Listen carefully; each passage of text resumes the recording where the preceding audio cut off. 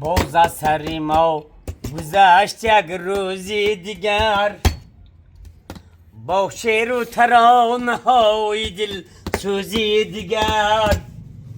یک روزی خدا رفت و سلامت باشد، یاران همه تا روزی دل افروزی دیگر.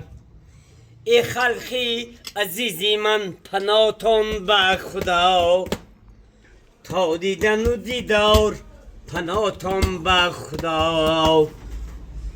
تا صبح دیگر بود قرآن یاری شما، قرآن همدم بود مددگاری شما. ای خلق عزیزی من پناهتان به خدا، تا دیدن و دیدار پناهتان به خدا.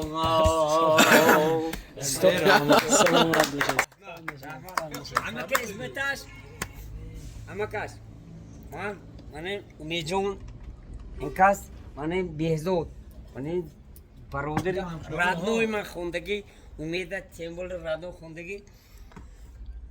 شما اکو نام شما کلونید اما باید نه که ما شما بسیار حرمت میکنم. اکو اینجا باید دسترخوانی هم من اکو جون گوش کرده من یک کار نیستم کلونید خوردید همه تونم مثل یک چی من میبینم.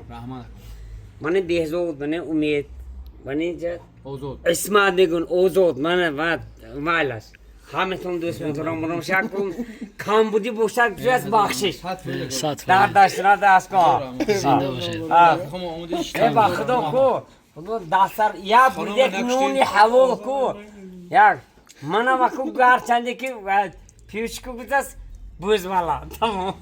سلام علیکم. سلامت باشید همه کام داشتید. برکت بهتون. خدا حفظ کنه.